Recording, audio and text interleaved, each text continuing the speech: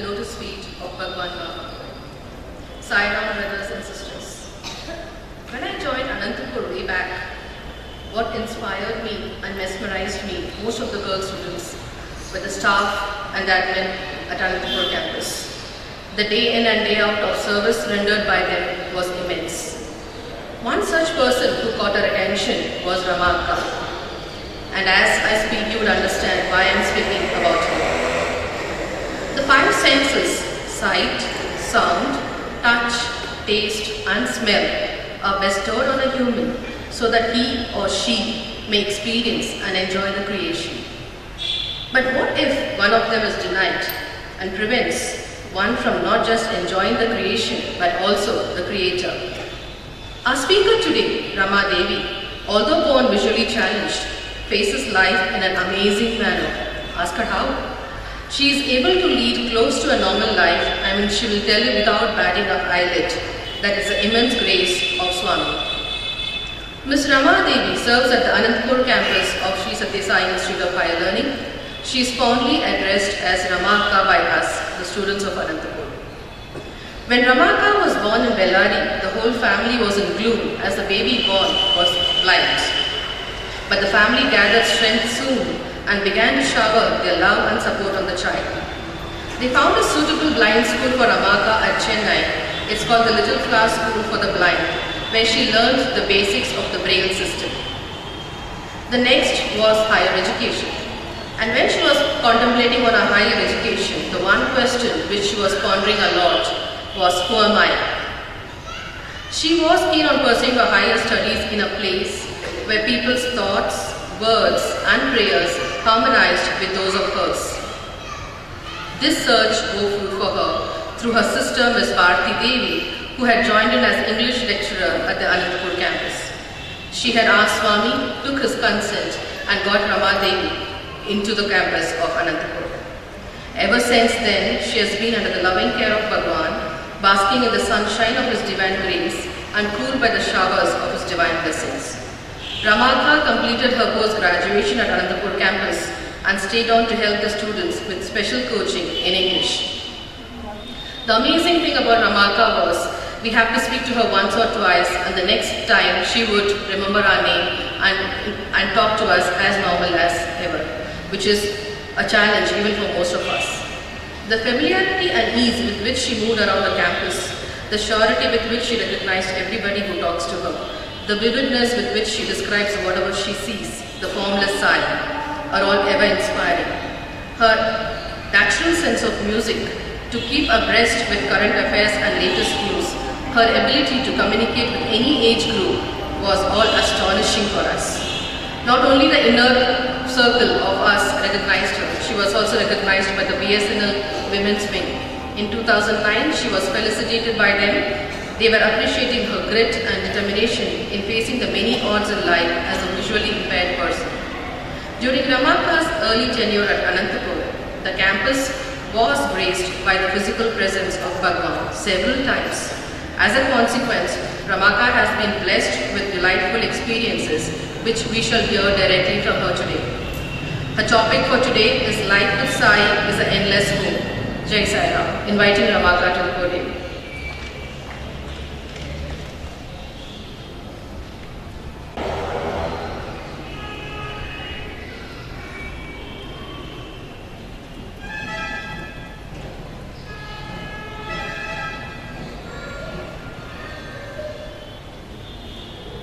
Lotus feet of our beloved Bhagwan.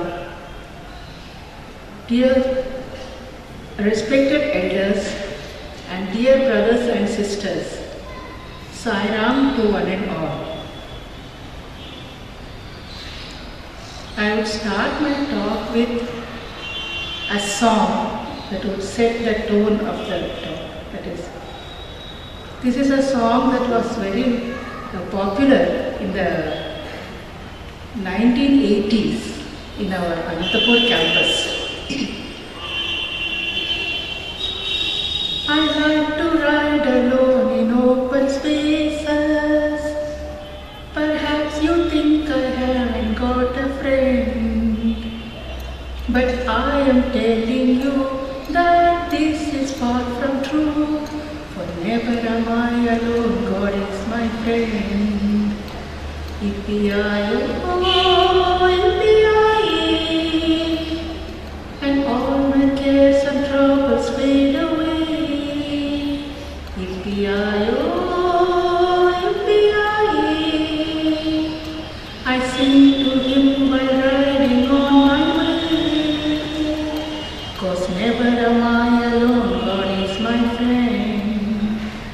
For never am I alone, God is my friend.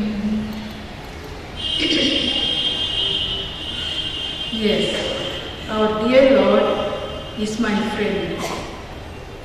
He guides me, guards me, and leads me by the hand at every step and every turn of events in my life. Okay, first I would like to tell you about how I visualize song.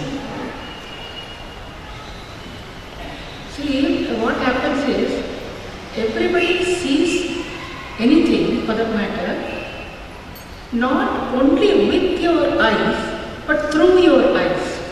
So what sees anything is the soul that sees. The five senses are the windows through which we perceive the world and experience the creation.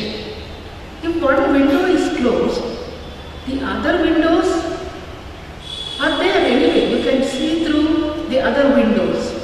I remember sometimes how a song, they say this song is very nice, very beautiful.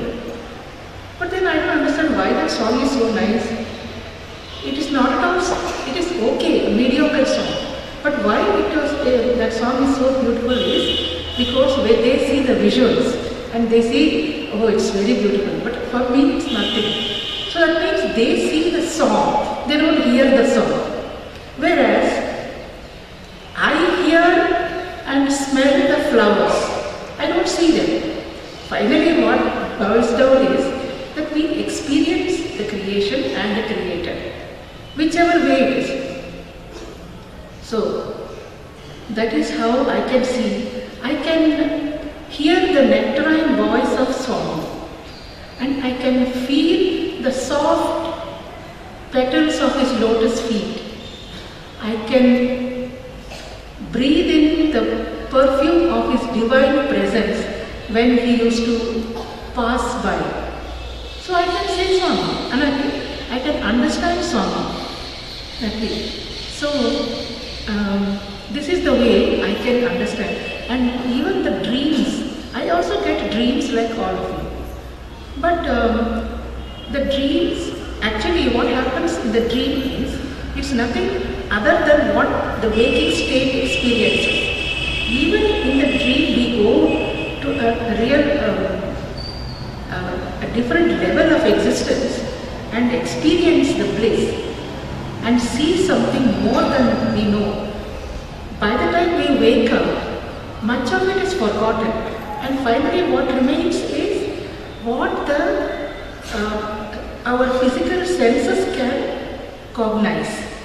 So I too can see Swami and see everybody in my dreams in the way I see during the waking state. So that is the background of the whole thing. And let me give you a very brief account of my school, that is, my early education. See, I was educated in a blind school up to the 8th standard.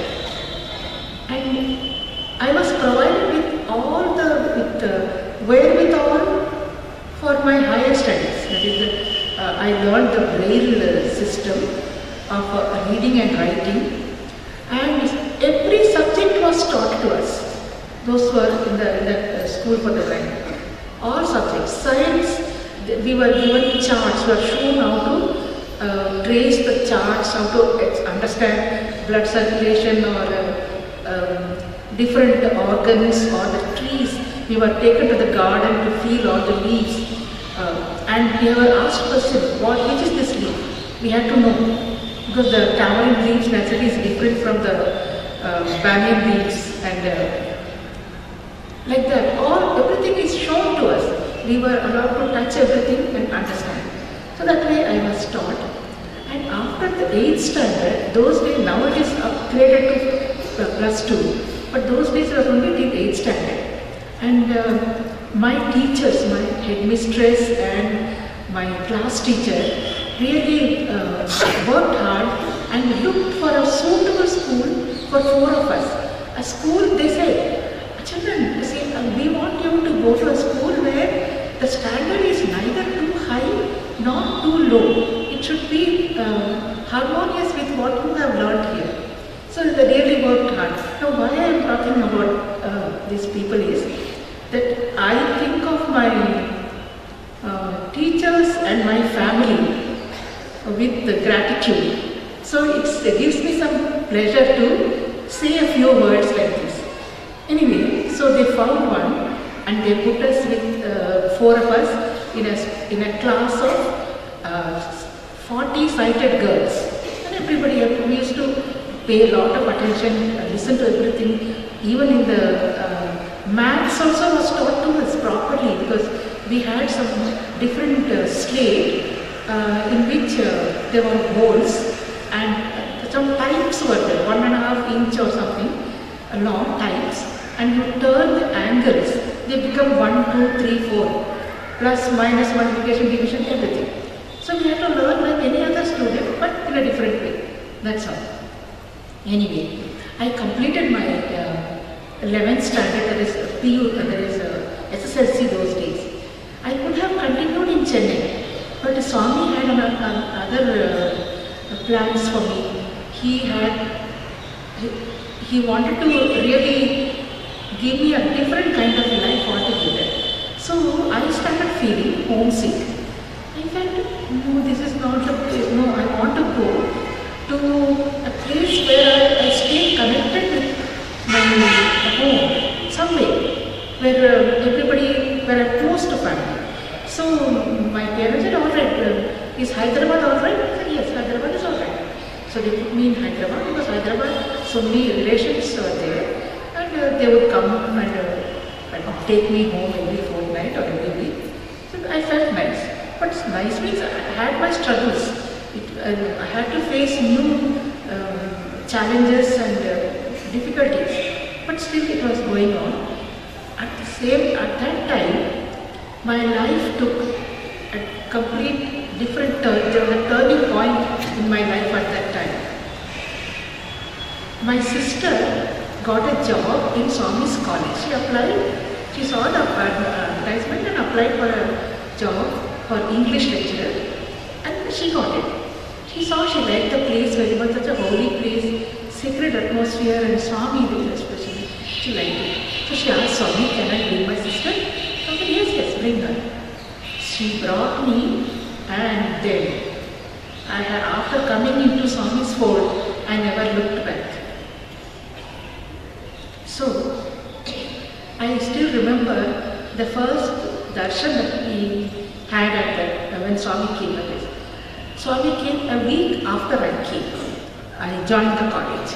In the meanwhile, I was listening to Swami's glory. People were telling me about Swami, so many stories, and I was so awe-inspired. I said, "My, really, I have come to a good place, a very nice place." So then Swami came, and we were sitting in a room, and we were having bhajans at that time. Swami came, Swami has come. Okay. Swami entered and sat on his throne, and I said, continue bhajans. So I don't know why, I still remember the first, the bhajan that we were singing while Swami was sitting in the chair. And that song was,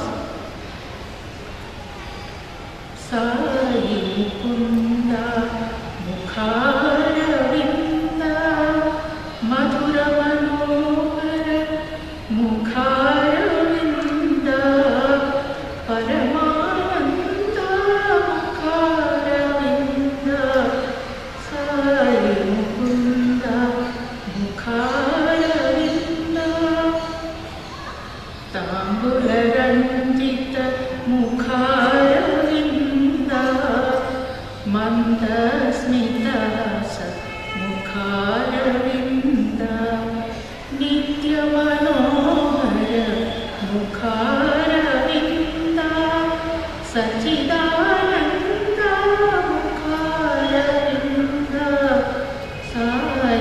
Mukunda Mukharavinda.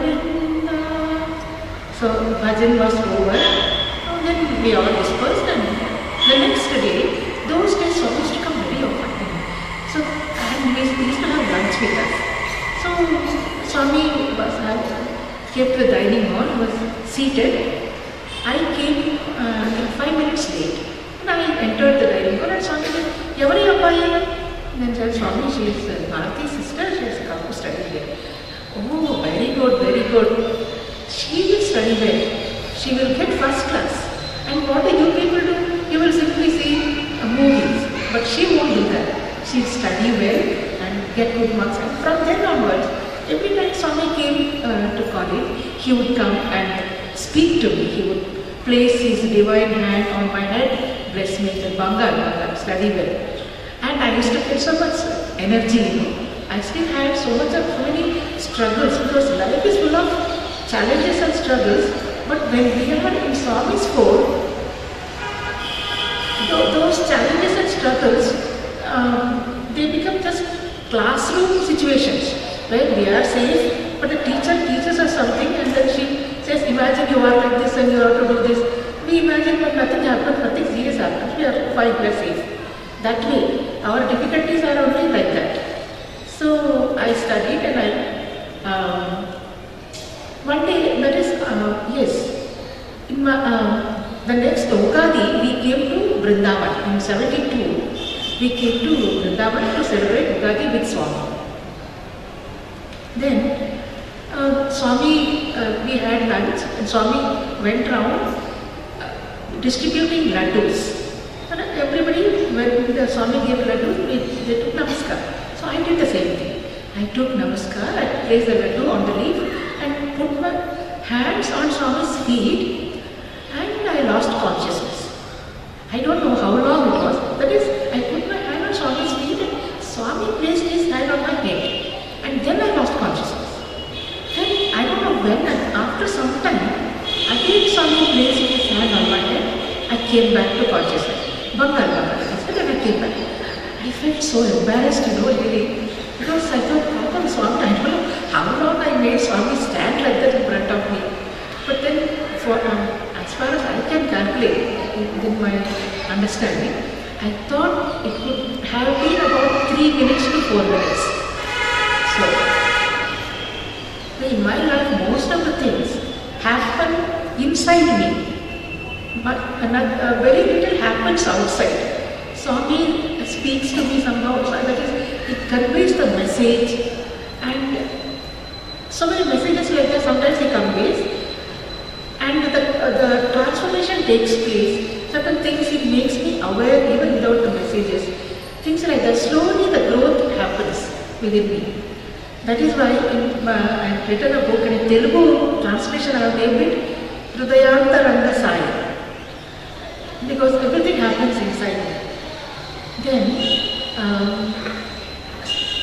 Swami's visits were wonderful. Every time Swami came, he used to run and gather in front of the college, that is our Anantapur college, and Swami would come down from his car and you would be looking up to him. "So, how are you, children?" "Swami, we are fine." "Have you put petrol into yourselves?" "Oh, no, sir." Go and have petrol, put petrol in yourself." That is referring to our food. So then Swami used to have lunch with us. So once I had a very wonderful experience while we were having lunch. The thing is, I am a very slow eater, and when Swami came to the campus, Swami used to finish eating within 5 minutes. He hardly eats anything, as we know. And the rest of the time, he would be looking at everyone and talking to those who are near him. And I don't know whether to eat or to listen to Swami, because I wanted to listen to every word of Swami's casual conversations. Every word mattered, every joke mattered to me. And so one day I thought, this is not the way. I should do something about this. So I will also eat very little and leave everything and then just sit back and concentrate what Swami is telling the people around him. So those days we used to chant the 15th chapter of Bhagavad Gita, full chapter, and then we start eating. So at that time I surveyed my leaf plate, that what should I leave? Something I should leave and eat the rest. So I don't know why I thought I will leave the jaggery. It will take some time, so I won't eat. Then as soon as the chanting was over, Swami was seated that side, a little away to my left. From there, Swami spoke in a loud whisper. Tell her there is the jaggery in her plate and she should eat it. And the message came to me, I could hear anyway, but the girl next to me passed it on. And what else to do? First thing I did was to finish eating that. And I smiled to myself, oh my God, how does Swami know what I am thinking in my mind? So like that, wonderful. And Swami's visits were really wonderful. I used to enjoy Swami's bhajans. Swami used to sing bhajans for us. And we used to sing bhajans. And so what do we sing?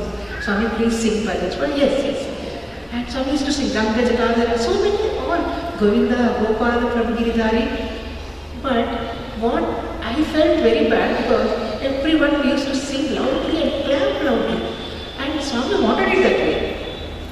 Clap loudly. He used to sing that. So we used to clap loudly, but I was at a loss, But Swami, I want to hear you singing alone. But that didn't happen. That sometimes wouldn't happen. And one bhajan which I like very much, and that is Madhava Murahara Madhura Manohara Giridhara Gopala He Giridhara Gopala He Giridhara Gopala He Giridhara Gopala. You know why I like this bhajan? Because there are 3 or 4 stanzas which Swami used to sing alone. No accompaniment, no instrument, nothing. No one used to sing with him. Nanda Kumara Sundara. That is used to sing softly, sweetly. And I used to drink in the nectarine, melodious voice of Swami throughout the bhajan, I enjoyed it. So that way Swami's visits were really wonderful, full of wisdom. And so like how so much wisdom is there in our culture and I didn't know all these years. So Swami also taught me what to ask, what not to ask. In the sense, in his discourses, and his discourses were so full of wisdom. I can give you, he used to speak in parables. We know that Swami speaks in parables often. So he told one parable, he told in a parable, that is, in a village, there was a farmer and he prayed to God, God please send rain within this 1 week. I have sown seeds and if rain doesn't come during this week, the seeds will dry up. So please send rain. And there was a businessman, there was somebody in the village whose daughter was getting married and he also prayed, Swami, God please see to it that the rain doesn't come this week. Otherwise the wedding will not be a very pleasant, very successful. It will be a dull affair. Please Swami, don't send rain. Now Swami asked, now whose prayer God will listen to? Both of them were praying very sincerely, very fervently. Then he said, see, what happens is, the prayers like this will not reach the supreme Brahman. They go up to, that is, they go up to the deities of the departments, the 5 elemental gods. They are doing their duty very well. It will go up to them. These petitions will go up to them. And what will they do? They will perform their duty and do what that is, give the people what their karma deserves. That much they will do. But the prayer that reaches the Prime Minister, that is God Himself, will be the prayer for His grace and for His strength to go through our life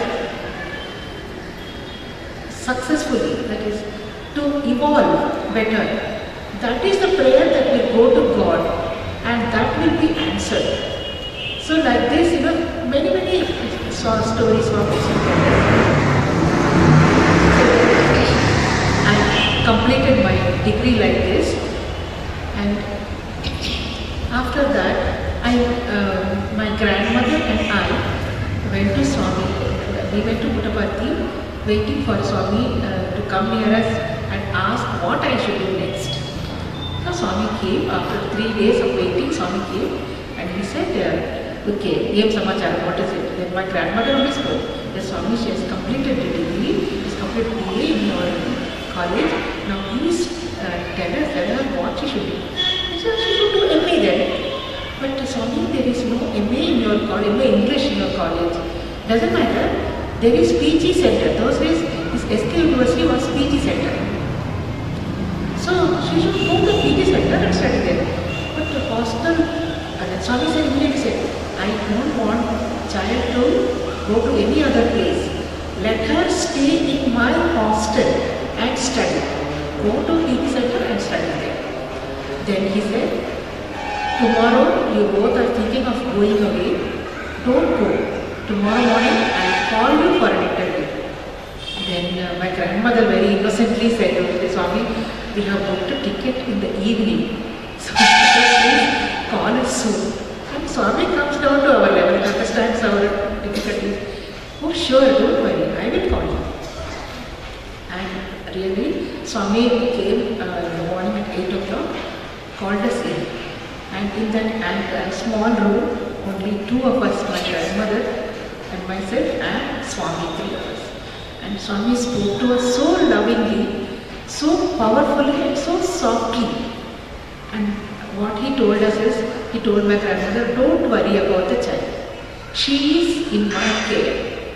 Her future will take care of itself according to my will. My grace is with her. And that assurance he has given. And so I felt, and he held my hand and said, Emma, be happy, study well. Then I said, I was so doubtful. I said, Swami, will I be able to study? They say, MA syllabus is very vast. And will I be able to cope with that? Then Swami said, yes, you can. I will help you. Neva Chadivistanu, he said. Neva Chadivistanu is, I will make you study. So with that assurance, we came out of the interview. That day I could not get seat that year. I stayed at home. The next year, I got a seat in Swami's, that is in the hostel, and I went to this SK University and I was studying there. Then we used to go in the morning at 7 o'clock, and the bus used to come to our gate. We did not have any trouble. And at 1:30 we were back in the hostel. All the students used to help me, the teachers used to help me, everyone used to help me. They used to dictate notes. My classmates would bring the books from the library and I used to do the reference. Make the girls read out and I would select the paragraphs and write down in my braille, in my notes and study for my exam. Oh, I'm sorry, I forgot a very important thing. While I'm doing my degree, I want to tell how Swami protected me. He always saw to it that I did not, nothing serious would happen to me, nothing would really disturb my studies. So I was in my second year. Those days, the course was like this. It is, at the end of the second year, we had language papers. First year, they used to call it the rest year. We used to study, and then second year we used to give. And third year, we had 9 papers, 3 subjects and 3 papers, so 9 papers. So what happened was, I was studying and no one thought of arranging a scribe for me. That is because there was so much time that I became part of the college and the hostel that no one really remembered that I need special attention. I was moving with everyone and walking everywhere, talking to everyone, studying myself. So it was like that. Then at the end, I think February end, Swami came to our hostel, to our college. Then we were all seated in the lawn, and Swami, I was sitting in the last row. Swami came and he said, there was a blind girl studying here, where is she? And I stood up and I said, Pucha, sit down. So after that, Swami came walking. He walked between the lines and came to me. And he said, so you're studying. Now, who is writing for your exam? He said, I don't know, Swami, because I don't know. All I knew was that I should study well, that's all. The rest, I put my hand in Swami's hands. So the rest will be taken care of, Swami. That's all I knew. And really, that is what Swami did. And then, so you don't know who is writing for you? Immediately, our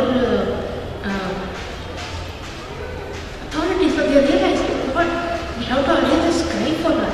So within weeks, hurriedly they arranged a scribe for me, and then I could write my exam.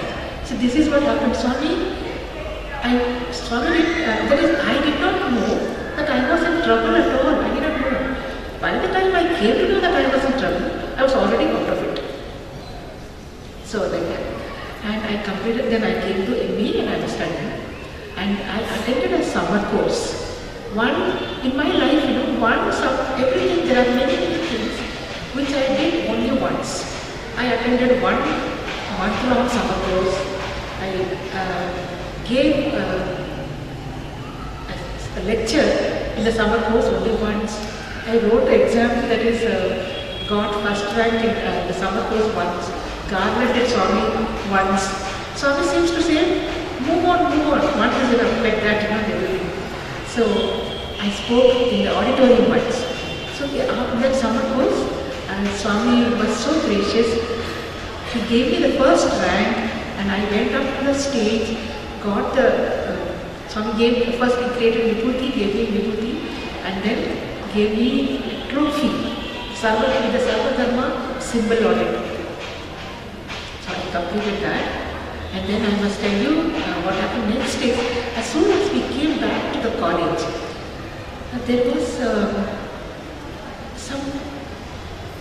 my classmates said that they were going to party that afternoon.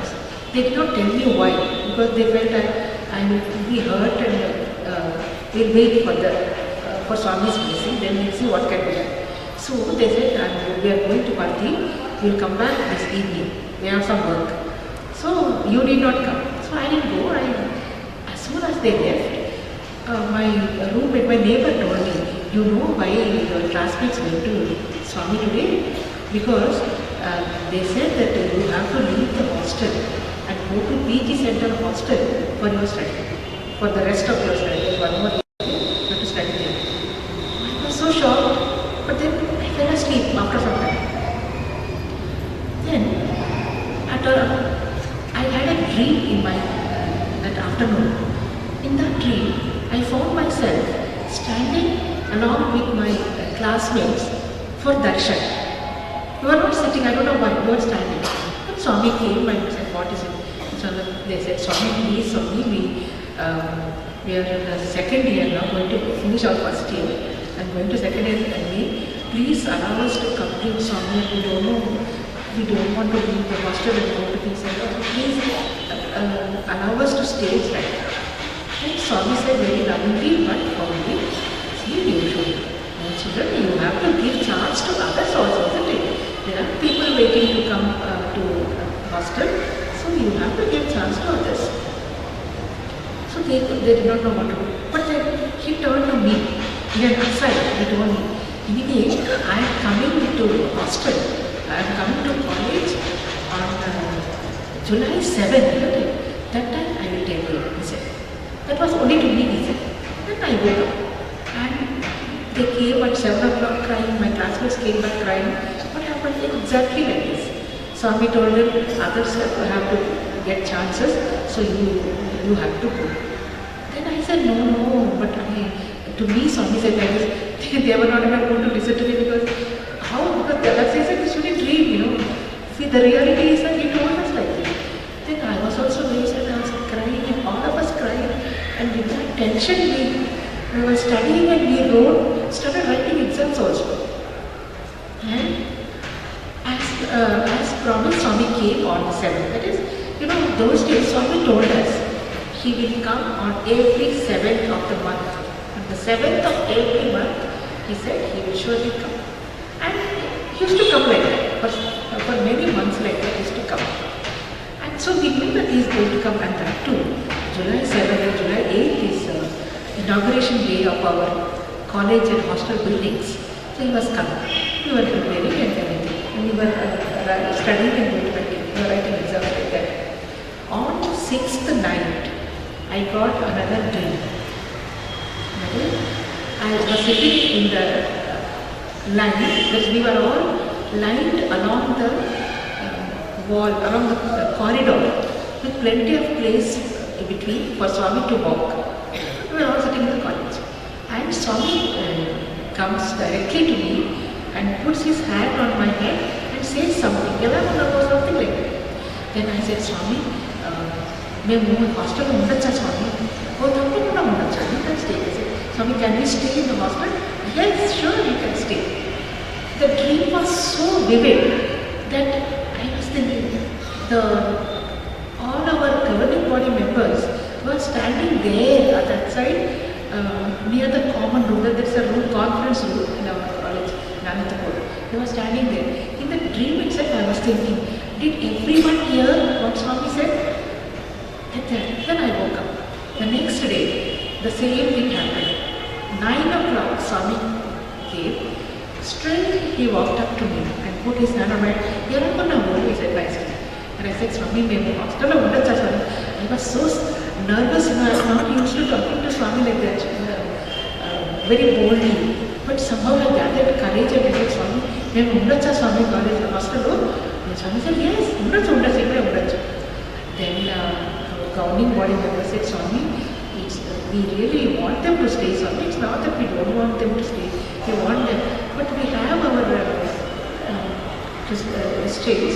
That is 1,500 applications have come for the hostel, Swami. So what do we do? Swami said, so what? For Vrindavan College, 1,000 applications are coming. Now, does that mean that we will send away our students? No. నా పిల్లలు కొంతమందిని నా దగ్గరే ఉంచుకుంటాను. He said, I will keep some of my children with me. And so we were so happy, so very happy. We felt we could lift mountains, and we stayed back and we wrote our exam and completed the course. And after that, in my second year MA, so that is, he said, no, Swami said that he will come every 7th of the month. So then, 1 month he didn't come. That is, I think August, I think so. He didn't come. Then we went to Swami on Independence Day or the next day, I don't remember. We all went to Swami. We came to Patti, and Swami called us in the Mandir, So there we sat, and I was sitting in the first row again. And Swami came, and then Jayama madam, our warden, she spoke to Swami. She said, Swami, you said you will come on the 7th. This 7th you did not come, Swami. Why didn't you come? She asked very nicely, very lovingly. And Swami said, see, how could I come? Your principal, Devlakamma, was not there. She had gone for a conference, to attend a conference to Tirupati, so I could not come. And she said, yes, Swami, she went for the conference, but she was back before the 7th, Swami. Then Swami said, oh, is it? Okay, actually, that's not the reason. I didn't come because I could not get a proper escort. Nobody was there. I couldn't get an escort. And she said, Swami, but then anybody would come with you. You could have taken anyone and come to our college. Then Swami said, yeah, that's also true. Actually, that is not the reason. The reason is, it had rained very badly. It had rained very badly last month, and the roads were all blocked, and they were under repair. I could not bring the car, I could not come. Then she said, Swami, it's true, it rained very badly, but then the roads were repaired by the 2nd of this month, Swami. So the roads were all right. Then very neatly he ended the whole drama. Oh, is it so? I did not know. And all the time I was enjoying this hilarious drama to the full. And that time, Swami really, Swami knows how to convey the message. He gave that message in my head. It came. He said, see, this drama was played out for your delight. Cherish this always in your heart, never forget. And I surely didn't forget. But at that time, really, I remember the song that Anu Jalota had sung during the summer course, that year summer course. I was there, that summer course. Anu Jalota and his father, Purushottam Jalota, had come. They gave us a feast of music. So one song was जिसकी पत्र विभूति के भय से सागर सप्त उबलते देखा उसको माँ यशोदा के भय से अश्रुबिंदु दृढ़ ढलते देखा प्रबल प्रेम के पानी पढ़कर प्रभु को नियम बदलते देखा अपना मान टल जाए प्रभु का मान टल जाए पर भक्त का मान न टलते देखा. That is Krishna. I remember only Krishna at that time. Little Krishna playing pranks and caught red-handed by Mother Yashoda, and she accosted him, but denying. Swami Krishna was continuously denying and really feeling frightened in front of Mother Yashoda. The same Lord whose knitted brows disturbed the whole ocean, all the 7 oceans were agitated in fear. Looking at the knitted brow of God, such a Lord came down to our level to give us joy. So that was a wonderful experience. And as soon as that was over, Swami turned to me. He came to me, walked up to me and he said, Bangalu, study well, you finish your course and come back and teach in my college. He said, Swami, but how? Yes, you teach English, stay in the hostel and teach English to the students who need coaching. And I said, Swami, will I be able to do? I don't know. I'm not very sure. I'm a little doubtful. I'm a little scared. He said, willpower. You should have willpower. Nothing is impossible. You can do it. And I will give you the seed. Ide na promise. He said, this is my promise.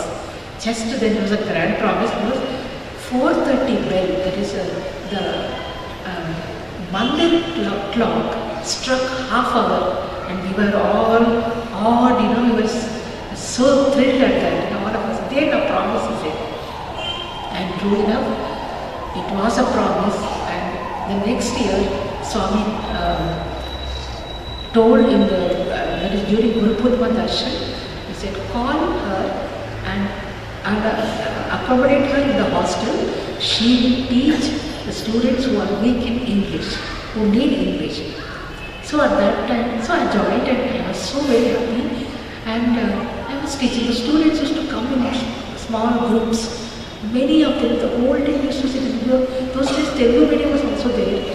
And other language girls also had to, they were also new to the English course, standing here. So I had to spend some time. The thing is, I used to feel so sad because I was not getting that satisfaction. All other teachers, I wanted to get that satisfaction. That is, go to class and write something on the board and speak to the girls, tell them, teach them, and everybody will answer the question. That is, some bright students get up and they answer. And the teacher gets the satisfaction that she has taught. So I said, Swami, such a situation I am in, I don't get that because the students, they are new, they don't know. I have to teach them a lot and spend much time. Swami gave me a message in my heart. Really, he told me, don't go for false satisfaction. What Swami meant was, Don't go for short-term results. See, you are teaching the students who are weak in English. How can you expect that kind of results? You should wait. You should see whether they are benefiting from the teaching or not. That is important. It may take time. So I used to get courage like that. And whenever my spirits flagged, Swami used to give me courage. I remember that is, I came in 79 as a teacher. In 80, there was a seminar for the teachers. So I also went for the seminar. I came to Vrindavan here. I attended that course. Then we all went to Satrai Vrindavan to take Namaskar. And the curtain parted and Swami came to us. One by one we were taking Namaskar. Then when I came, some said, you know who she is? She's my student. Very good lecturer. She's a very good lecturer. So like that, he used to boost my energy whenever my energy levels came down. So I felt, okay, I can do. So this way. Then what happened one day? How Swami, I'm telling you really, Swami guided me and guarded me, really like a mother used to guard me. And once it so happened, that year on that, in 80 only, it was a very pleasant evening. So I thought, why not go for a walk? So I called one student. I was a young teacher and hardly just a few years older than the other students. So I called one student and said, come on Sarna, we will go for a walk. I said, yes, Rama, come, we go. So we both went. It was very pleasant, the wind was blowing, very cool and nice. So we went up to the college terrace, the top terrace of the college. And we sat on the narrow parapet wall and we were so happy. The wind was blowing strong and we sat there, we sang and laughed and talked for 1 hour. We were blissfully unaware of the danger we were in. And then 6 o'clock the bell rang, that is the bhajan bell rang in the hostel, we could hear it. So as soon as we heard, we said fine. So we came down and came to the prayer hall in the hostel. We sang. I was sitting among the students. Suddenly, a fear gripped me, a fear of falling back. It was so palpable that I bent down to avoid falling back. There was no chance, there was no possibility of falling anyway. I was sitting among the students, not even on a chair, I was sitting on the ground, on the floor there. So, this happened thrice during the bhajan. Then Swami's message came clearly. You placed yourself in such a dangerous position. What would have happened if I had not protected you? A strong wind was blowing. One puff of strong wind would have pushed you down over the parapet wall. Never do this. Don't ever repeat this. Don't put yourself in this. My God, I got so scared. Yes, Swami, surely. Yes. And after that, I never really put myself in such danger. I always walk carefully. I don't go to this parapet walls and things like that. And I remembered, after that, I remembered two names in Vishnu Sahasranama. That is Bhayakrit, Bhayanasanaha. Swami's infinite love did not have the heart to disturb us when we were enjoying. He allowed us to enjoy that time, but then that time he kept the fear out of us. But after that, he chided us, reprimanded us for our stupidity and put the fear into our life, fear of life into us. So, that is how Swami has been guiding me throughout. Then, it was throughout Swami, whenever Swami used to come and we used to have nice bhajan sessions. Then one day, Swami, and we said, Swami, so Swami said, what do we do? We said, Swami, we'll sing bhajan, Swami. Swami said, yes. Okay, which bhajan shall I sing? He used to mingle with us like anyone, very nicely he used to be with us. And Swami said, which bhajan? He said, Swami, Narayana bhajan, Narayana. And Swami said, oh no, that bhajan I cannot sing. because my throat is not well. Then all our elders, they said, no Swami, your throat is alright, please sing for us. Then Swami cleared his voice and started singing. There was nothing, absolutely nothing wrong with his voice. It was so wonderful, it was so melodious and strong. So we were, those days it was, Swami's visits was like, traveling on a boat with Swami, wonderful. It was like, Sai Rama Nauka, Sagi Pothu, like that it was. We enjoyed. And then, so I was going on teaching, I was spending my time like that with Swami. And every time he used to come, he used to talk to us. Once it so happened in the 1980s, we were all sitting in the sand. As usual, we were sitting for darshan. Swami came and I took namaskar. As I was taking namaskar, his big toe was standing upright, like that it was standing. And I said, why this toe is standing like this? No, I want to put my head on Swami's feet. So I didn't want that. I pressed hard and hard, nothing could move. The toe was standing upright like that. So I had no choice but bend my head and put on his feet. That toe touched the center in my forehead, just between my eyebrows.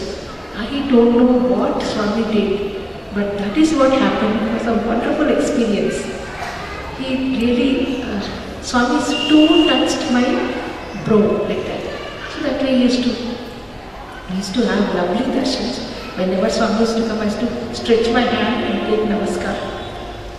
Then, so it was a wonderful time like this. And one day, that was in Professor Bokak was being felicitated on his 75th birthday. And I was there along with the college, and all of us, somehow I was feeling very depressed, I don't know why. Something I felt I must have and I could not get it. And that time, I was feeling so sad and everything was going on the stage. At the end of the proceedings, Swami created something and everyone clapped loudly. But then at that time, I forgot all my sorrow, I forgot everything. And I wanted to know what is that? What is it? I asked. My neighbor did not pay any attention. I was shaking her. She didn't pay attention because she was looking at Swami. Swami, in his infinite compassion, he said, loudly he said, diamond ring, he said. Above the applause I could hear. Then the next, after another 2 minutes, there was another loud applause. Now what is it this time? Diamond earrings, he said, for Mrs. Bokak. Then the message, Swami gave the message to me clearly in my heart. He said, don't stand aloof. Join in the celebration. Share the joy around you. And I really felt so very happy. I clapped proudly, my heart became light. So this is the way Swami guides me. He said, difficulties are there always in life, but that should not count out our spirits, that way. And a very important thing that happened was in 1981. One day I was sitting and thinking, how nice if I can see, I can walk freely, I can do so many things, I can see, so I can enjoy the creation very nicely. I was thinking something, not very seriously, but I was thinking like that. Suddenly, believe me, a message really flashed in my mind, clear and powerful. It said, sight threatens to burst upon you, but I am preventing it. Then I said, Swami, if that is the case, I will surely cooperate with you. I will not ask for sight, not at all. Thy will be done, I said.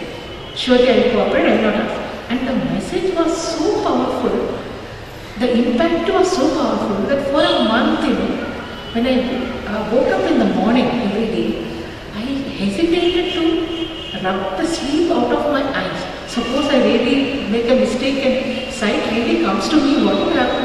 I am disobeying God like that. And there is another sequence to this, sequel to this. That is, one of our lecturers joined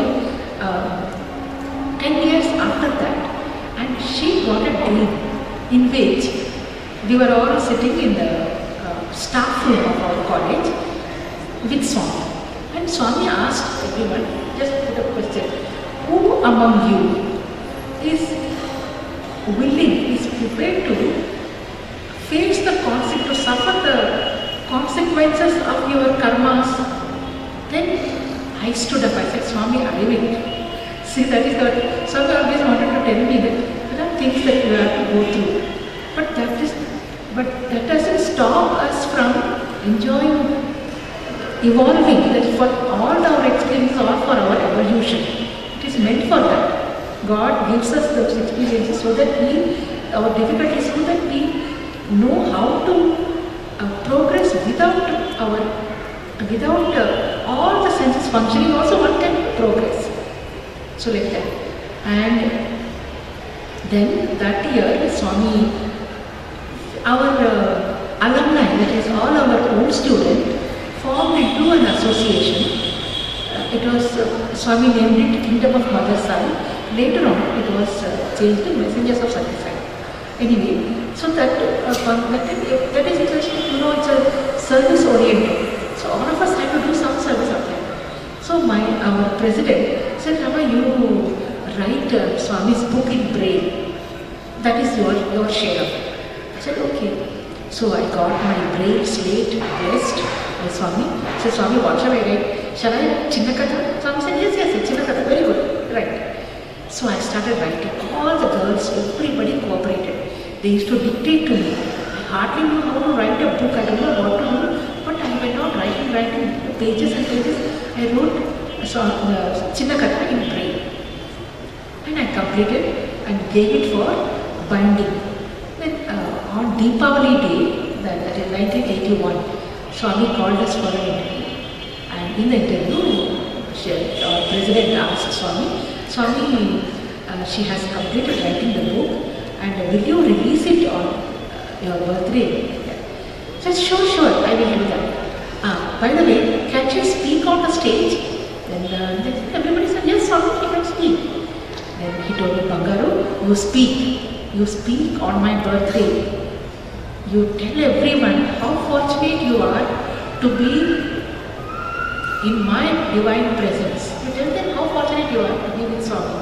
And remind them, tell them that everybody has got all their senses, especially the gift of sight and hearing, are very important, and they should utilize these gifts to see God in everything, not fritter it away, frivolous pursuits.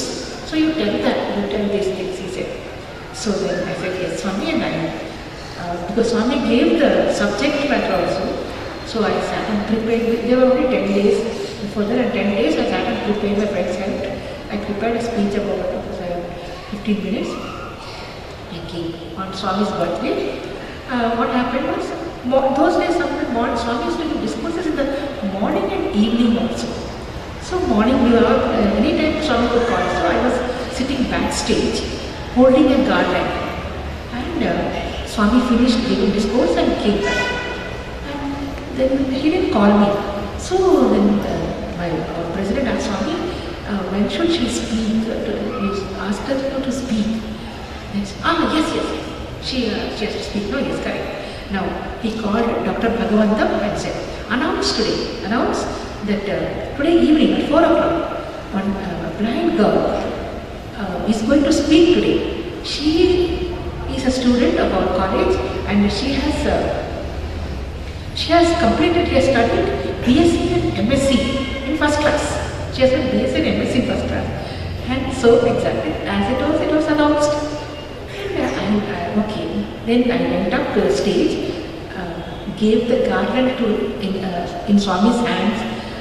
Later on they all told me, Swami took the garland from my hands and I bent down to take namaskar. Swami put the garland upon his neck and smiled at the audience. So it was really very good. Then after getting up, I said, Swami said, Matladu, speak. And without any fear, without any nervousness, I spoke. I spoke all that I wanted to say, and Swami was nodding his head throughout. It seems they told me it was a wonderful experience.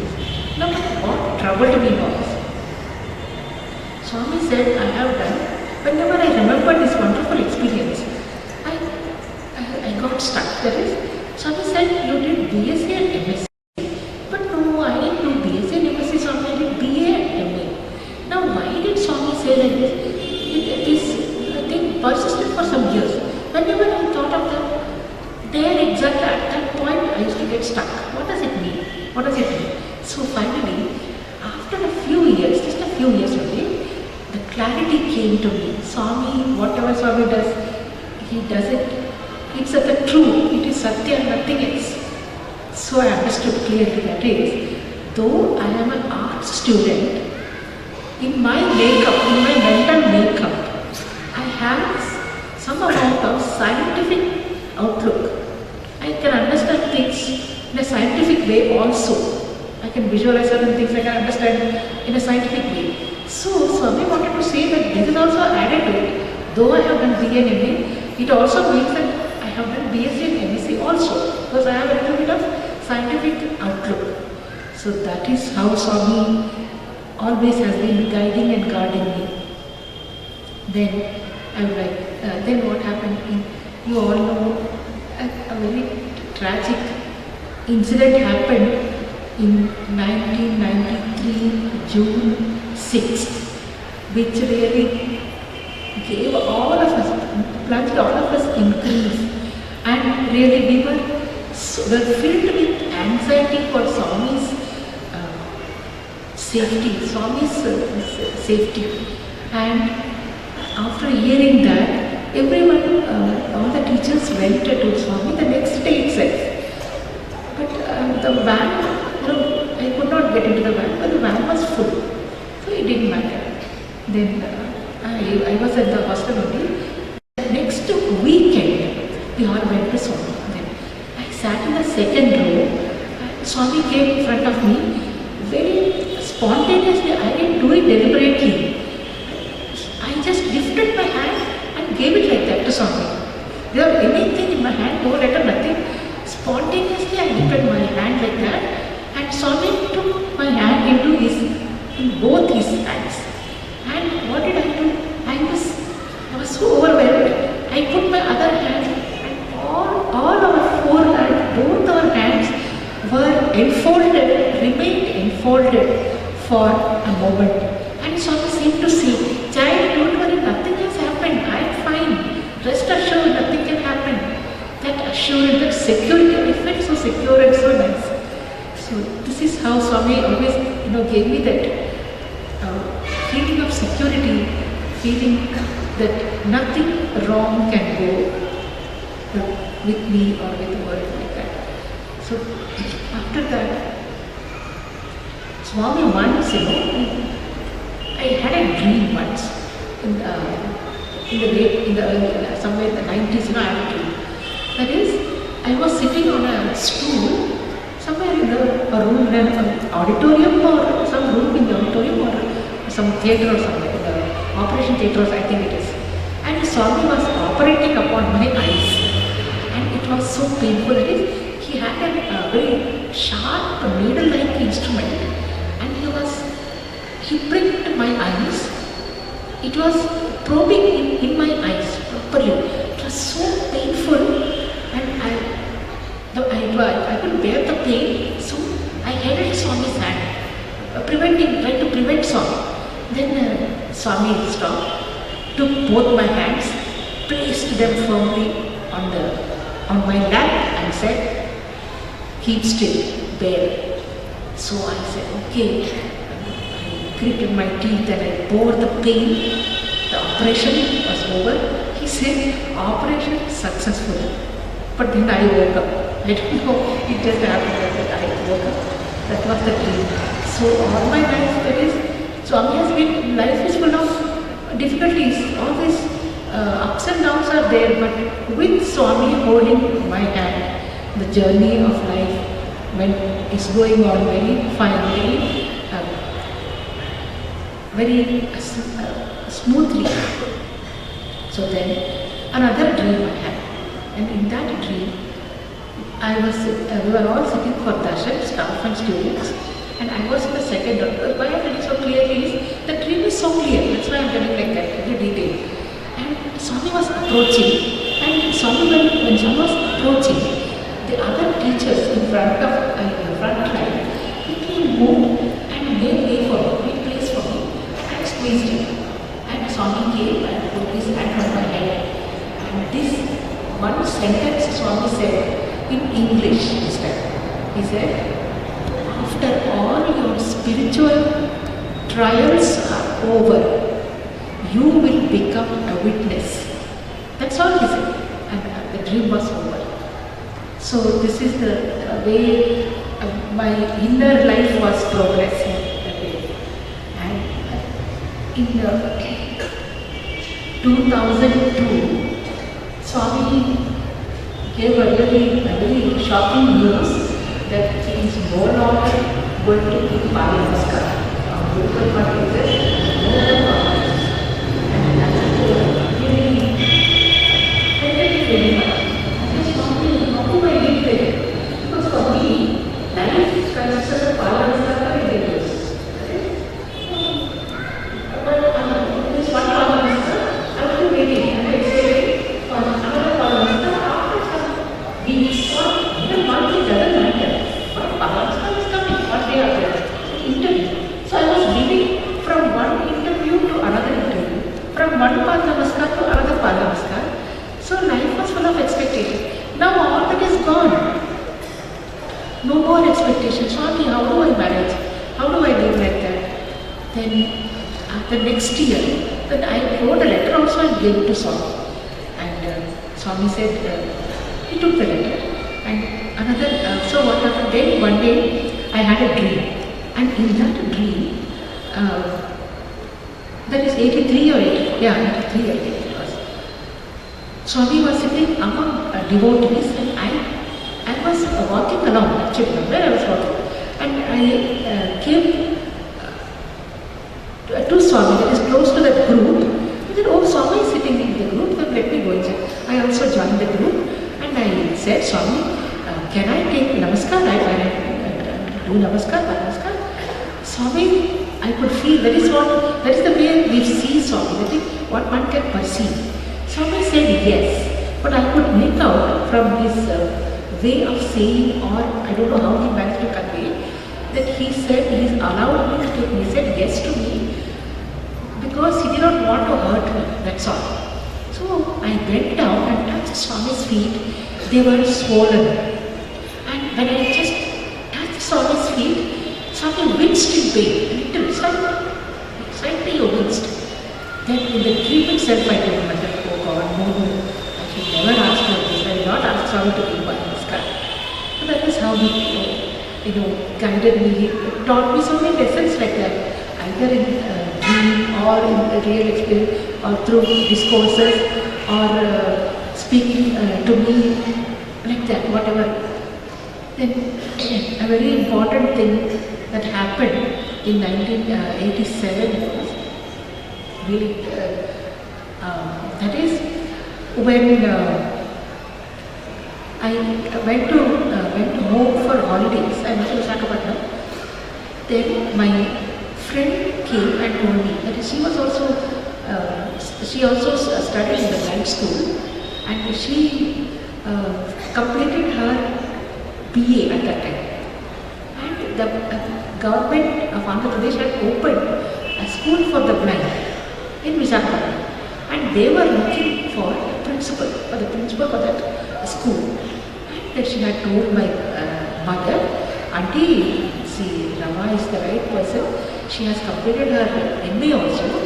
And she is just ready. And others are all settled. Just 2 or 3 are there. And I am sure she will get the job. Ask her to apply that.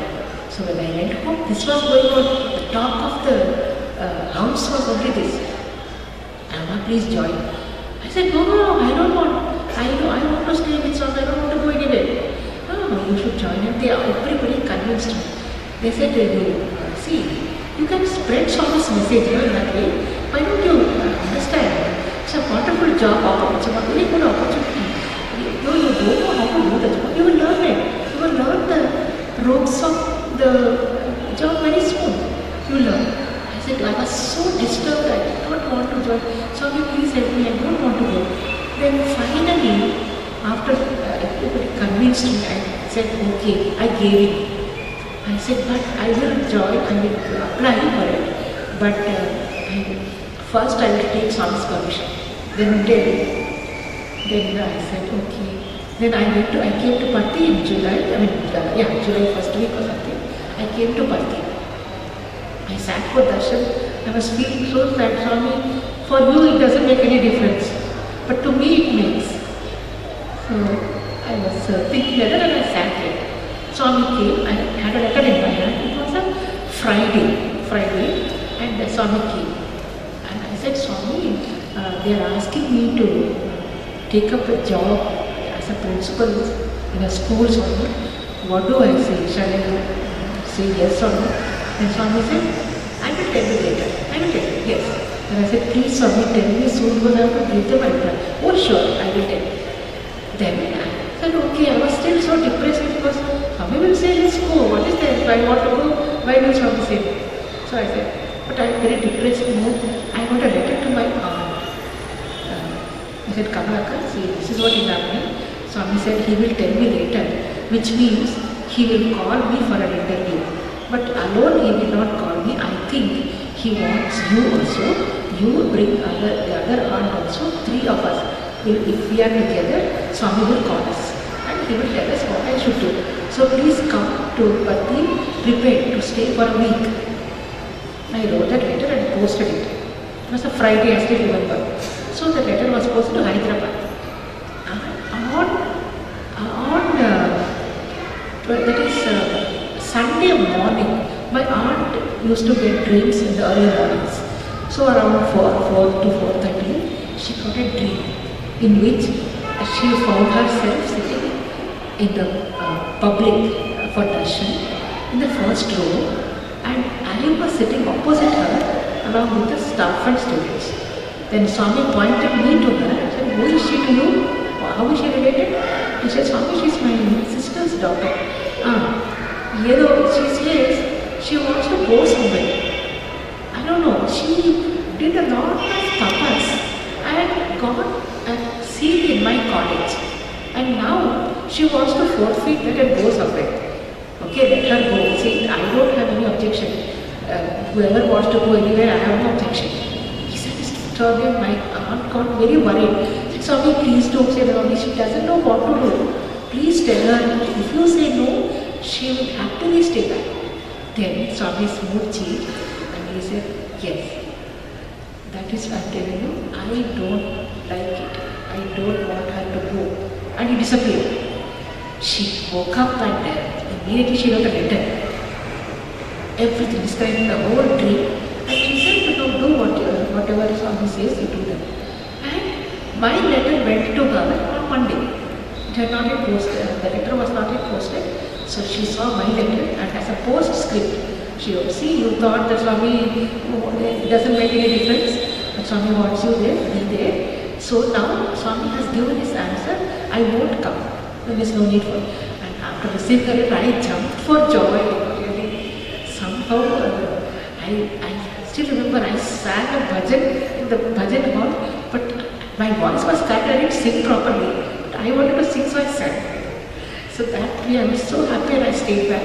And I sat and wrote a letter. I typed a letter, a long letter full of feelings, and I was so grateful.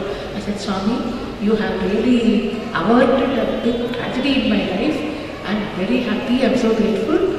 Please take care of everyone, take care of my family, take care of everyone in the world. All that I was telling.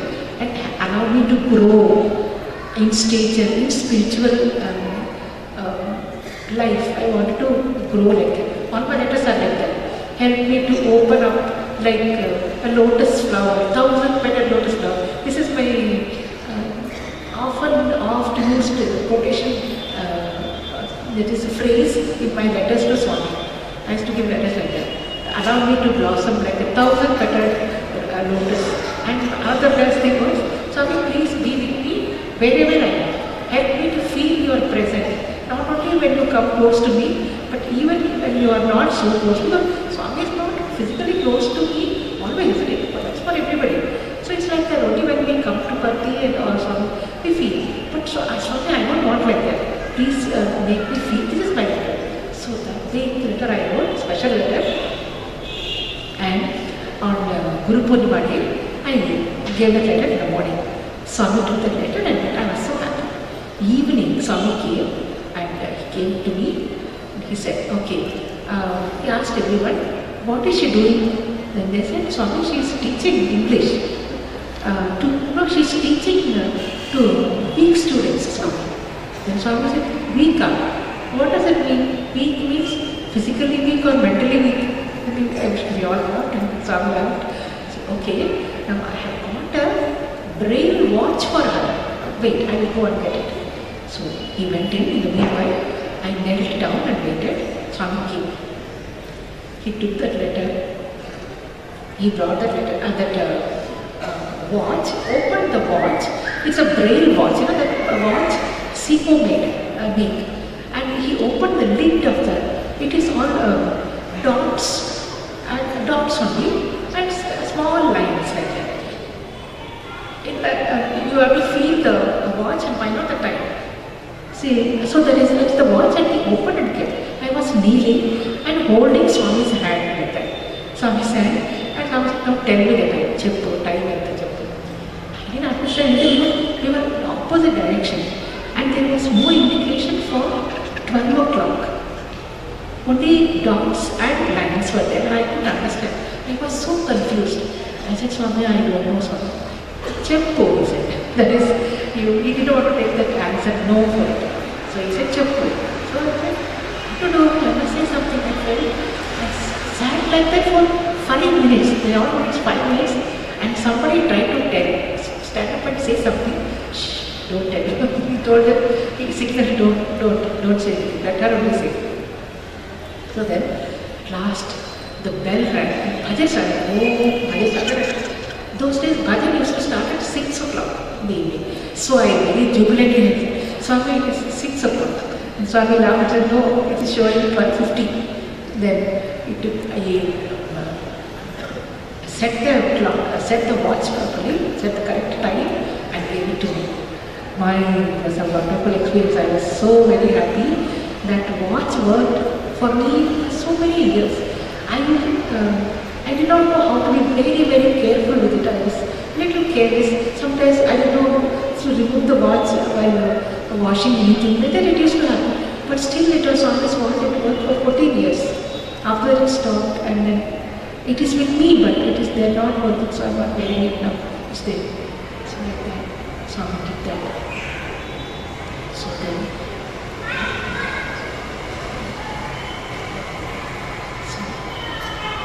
all my one prayer to Swami, which has always been one prayer I like very much, is to allow me to be useful to Swami, to be an instrument.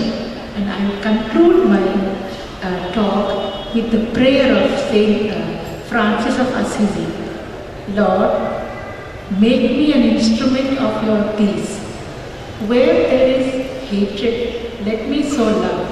Where there is injury, pardon. Where there is darkness, light. Where there is sadness, joy. For it is, O Divine Master, grant that I may not so much seek to be consoled as to console, to be loved as to love, to be pardoned